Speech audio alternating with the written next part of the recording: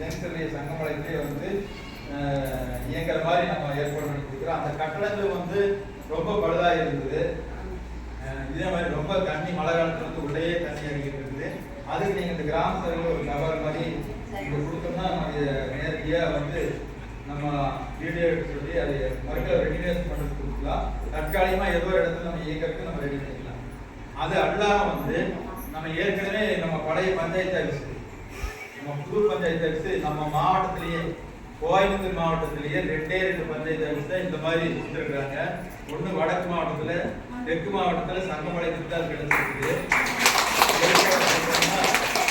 நம்ம கலெக்டருக்கு வந்தார் சமத்துவத்தை பார்க்கறதுக்கு. அந்த டைத்தில் நான் வந்து சமத்துவத்தில் வந்து இந்த வீடுகளை செஞ்சு கொடுத்த மாதிரி பராமரிப்பு செஞ்சு கொடுத்த மாதிரி எங்களுக்கு பஞ்சாயத்து அலுவலகத்தில் வந்து ரெக்கார்ட்ஸ் எல்லாமே பூராமே அழைச்சி போகிற கண்டிஷன் ஆகிடுச்சு. மழை காலத்தில் உள்ளே வைக்க முடியல, இடவசதியில் ஜனங்களுக்கு உட்கார கூட இடம் இல்லைன்னு சொன்னதுனால உடனடியாக வந்து அரசு ஒரு கட்டடத்தை நீங்கள் கிராம செயலகம்ன்ற ஒரு கட்டடத்தை நாங்கள் கொடுக்குறோம்.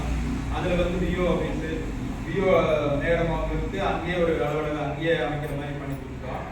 அதில் அவங்களே வந்துடுவாங்க. ஜெராக்ஸ் மிஷினுக்கு நம்ம ஒன்று ஏற்பாடு பண்ணிட்டு இருக்கிறோம்.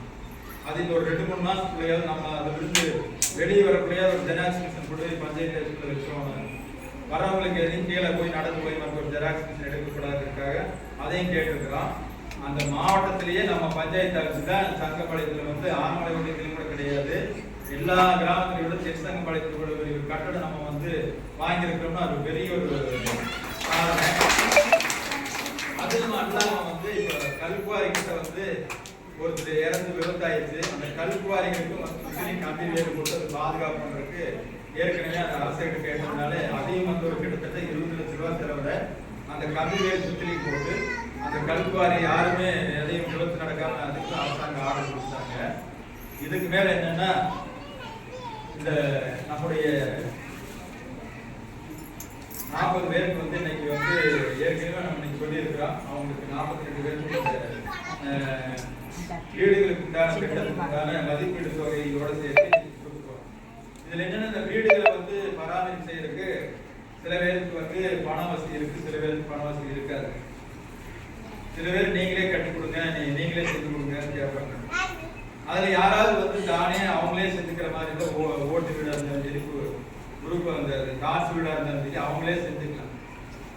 கூட ஏதோ ஒரு அமௌண்ட் போட்டு ஏற்கனவே சாய்வு குறையா இருக்கிற காங்கிரீட்டை விட்டு வந்து சதுரமா போடுறதுக்கு வந்து மேலும் வந்து அந்த கட்டடங்கள்லாம் வந்து பழுது ரொம்ப சில கட்டடங்கள்லாம் நிறைய நம்ம நினைக்கிற மாதிரி ஸ்ட்ராங் இருக்காது. அந்த அளவுக்கு சில கட்டடங்கள்லாம் சைடுல எல்லாம் ரொம்ப பொருட்களா இருக்கிற மாதிரி இருக்கிற வீடுகள்லாம் அவங்களே இடிச்சு போட்டு கூட இந்த தொகை தான் அரசு என்ன தொகை கொடுக்குதோ அந்த தொகையை வச்சுட்டு நீங்க எக்ஸ்ட்ரா கட்டிக்கலாம்.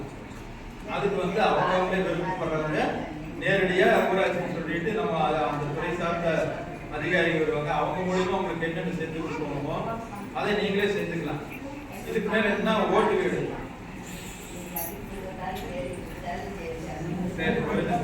ஓட்டு வீடுகள் வந்து அன்னைக்கு வந்து ஓட்டு வீடுக்கு வந்து மதிப்பீடு அன்னைக்கு அரசாங்கம் கொடுக்குறப்ப 8000 ரூபாய், அதுக்கு பின்னாடி 10,000 ரூபாய் தான் வீடே கட்டி கொடுத்துருக்கு. ஓட்டு வீடு நம்ம அன்னைக்கு முதல் 35 வருஷத்துக்கு முன்னாடி ஓட்டு வீடு 12,000 ரூபாய், 10,000 ரூபாய், 8,000 ரூபாய் மதிப்பில் தான் கட்டி கொடுத்தாங்க. அந்த ஓட்டு வீடுகளை இப்போ பராமரிக்கிறதுக்கே வந்து 32,000 ரூபாய் கொடுக்குறாங்க. அதாவது ஓட்டு வீடுகளை பராமரிக்கிறதுக்கு 32,000 ரூபாய் கொடுக்குறாங்க. நம்ம என்ன பண்ணியிருக்கிறோம்னா அன்னைக்கு 10 அளவில் தான் நம்ம கவர்மெண்ட் கட்டி கொடுத்த வீடு. இப்போ நம்ம அதுக்கு பின்னாடி இருந்தா சுற்றி ஒரு 20, 10, 8, 10 இந்த மாதிரி எக்ஸ்ட்ரா பண்ணி சமையல் கூடம், அப்புறம் இன்னொரு தூங்குற பிறகு இந்த மாதிரி நம்மளே ஓட்டு வீடு எக்ஸ்ட்ரா பண்ணி கட்டியிருக்கிறோம்.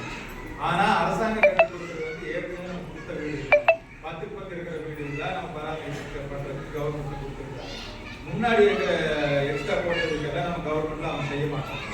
சில பேர் என்ன நினைப்பாங்க எல்லாத்தையுமே நம்ம செஞ்சு கொடுப்பாங்க, ஓட்டு வீடு தானே அப்படின்னு நினைப்பாங்க. அது கிடையாது. அப்படி ஒரு விருப்பம் இருக்கிறவங்க இருந்தா அந்த ஓட்டு வீட்டுக்கு வந்து அவங்களே விருப்பப்பட்டு முழுசையுமே வந்து நம்ம கம்பி இரும்புல வந்து மேல இருந்து கடைசி வரைக்கும் இரும்புலையே போட்டு அரசாங்கம் கொடுக்குற 32,000 ரூபாய் வச்சு இருக்கிற ஓட்டை வச்சு அந்த இரும்பு